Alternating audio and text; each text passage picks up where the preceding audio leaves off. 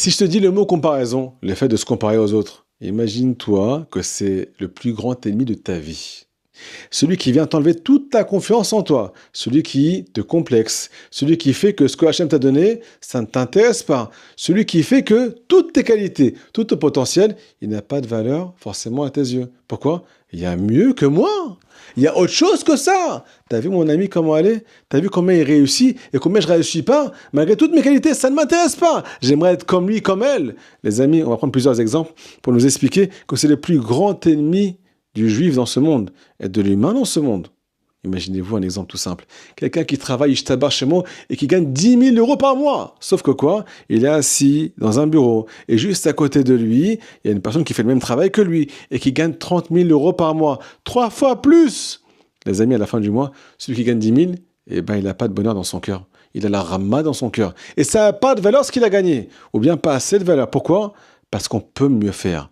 D'où tu sais qu'on peut mieux faire? Eh bien, la preuve, mon collègue, tu t'es comparé à quelqu'un, tu as perdu la valeur, tu as perdu le cadeau que Hachem t'a donné.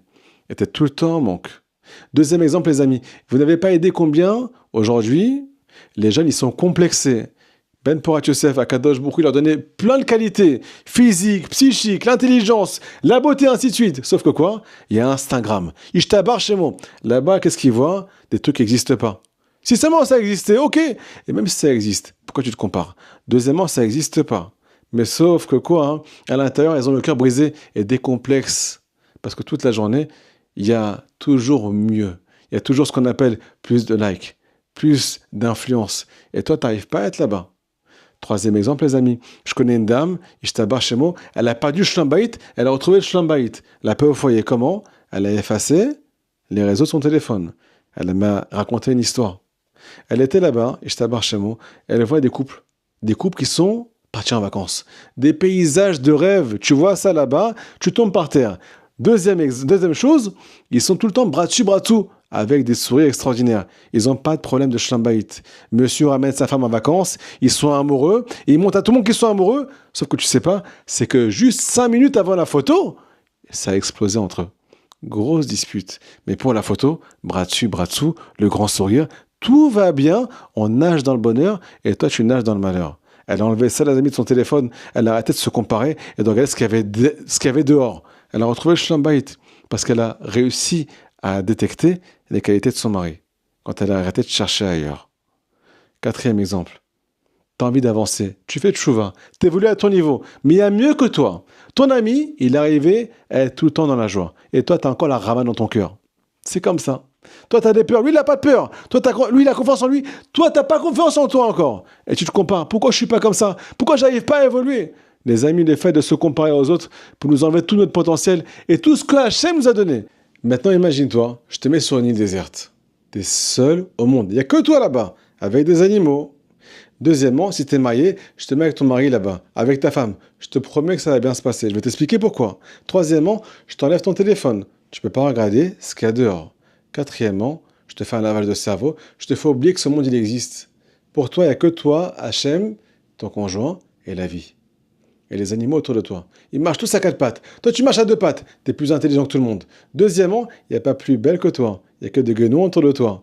Troisièmement, on ne peut pas gagner mieux sa vie que toi. Il n'y a que toi là-bas. Les amis, peut-être que quelqu'un qui vit seul au monde, sur une île déserte dans sa tête, qui arrête de se comparer, qui arrête de chercher autour, peut-être qu'il peut retrouver le bonheur. Je vous promets, les amis, que si on serait là-bas, on serait les plus heureux du monde. Pourquoi? Parce qu'on se compare à personne. Nous dit Rabbi Nachman de Breslev, je vais vous raconter une histoire. Cette histoire, elle s'appelle Le sage et le simple. Le sage Rabotai, il était extraordinaire. Une intelligence hors pair, mais une tristesse hors pair. Tout le temps en manque, dans la mélancolie. Deuxième détail, il ne s'est jamais marié de sa vie. Troisième détail, il a dit que le roi n'existait pas. Il a dit qu'Hachem n'existait pas. Par contre, le simple, il était ce qu'on appelle dans une joie intense. Nous dévoile le tzaddik Rabbi Nachman de Breslev. Minhago haya shaya tamid besimcha. Il était simple. Nous précise Rabbeinu, pas bête, mais simplé. Tout le monde se moquait de lui, mais tout le temps dans la joie. Et il se moquait des gens qui se croyaient plus intelligents que lui, les amis. Le combre à botaille, une bombe atomique, cette histoire. C'est une ségoula agave pour retrouver ce qu'on appelle la joie, cette histoire-là. Et le simple, les amis, il s'est marié tout de suite. Il a pris le premier travail, le plus simple. Il était cordonnier. Il faisait des chaussures, vous n'allez pas me croire, à 3 coins. Rabotai, une chaussure qui ressemble à une part de pizza. Deuxièmement, sa femme, elle se moquait de lui. J'ai pas compris. Tu travailles comme un fou. Tu ramènes pas d'argent à la maison. Tout le monde gagne le double de toi. Comment tu peux être content? Rabbi Nachman précise que quand il faisait une chaussure à 3 coins, parce que l'aiguille partait sur le côté, les amis. Donc il y avait 3 coins. Il n'y avait pas un coin devant, un coin derrière. Et bien il prenait la chaussure, il disait, mais je te kiffe, t'es la plus belle du monde. Complètement mahaboul. Pas du tout. Complètement heureux, complètement serviteur d'Hachem. Et écoutez pourquoi. Il n'arrêtait pas de dire, t'es une chaussure de miel. Tsuka, t'es du sucre, t'es la plus belle. Et sa femme, elle se moque de lui quand elle entend ça. Qu'est-ce qu'il lui a répondu à sa femme? Vous savez qu'on appelle la femme dans la Kabbale ce qu'on appelle la bina, l'intelligence, la réflexion. Il a répondu à Botaï à sa réflexion. Depuis quand on parle des autres? Depuis quand on se compare aux autres? Ça, cette chaussure-là, c'est moi qui l'ai faite. J'ai mis toute ma neshama dedans. J'ai été jusqu'au bout. J'ai tout fait pour faire une belle chaussure. Et regarde comme elle est belle. Elle a 3 coins. Mais c'est ma chaussure. Lui, il a fait une chaussure à 2 coins. Mais c'est sa chaussure. Je m'en tape de ce qui est autour de moi. Ça ne m'intéresse pas. Ça n'a aucune valeur à mes yeux. Ce que j'ai fait, comme c'est mon maximum, comme je me suis investi, c'est la plus grande valeur à mes yeux. C'est ce que Hachem m'a donné. Et j'ai fait tout pour y arriver. Les amis nous expliquent, Rabbi Nachman de Breslev, le secret de la joie, c'est de faire ce qu'on appelle écran avec ce qui se passe autour de nous. On ne se compare plus à personne. Nous dévoile Rabbi Nathan de Breslev. Ce que je vous dévoile maintenant, c'est le secret Rabotai du conte du Homer, Sfirata Homer. Qu'est-ce qu'on fait pendant cette période-là, les amis? On est en train de se purifier. Après la sortie d'Égypte, on est en train de se purifier, on compte 7 semaines. 7 semaines par rapport aux 7 jours de pureté qu'une femme va faire pour sortir de la nida, pour s'unir avec son mari. Nous, on va s'unir avec Hachem à Shavuot, mais pour ça, il faut se purifier. Mais il y a marqué là-bas, pour se purifier, il y a marqué Usfartem Lachem. Vous allez compter pour vous. Ce compte-là, cette purification, ce processus, pour évoluer, pour toujours être meilleur, c'est pour vous. Ne vous comparez jamais aux autres. Sinon, vous allez tout le temps être triste à l'intérieur. Ton copain a plus d'émouna, ta copine a plus de facilité. Peu importe le domaine, pour se rapprocher d'Hachem, ne te compare jamais aux autres. Et Chadaya Avram, il était seul au monde. De lui est né le peuple d'Israël. Parce qu'il s'est mis de l'autre côté, il n'a pas pris en compte ce qu'on pensait de lui. Il a évolué, et grâce à ça, il a trouvé Hachem.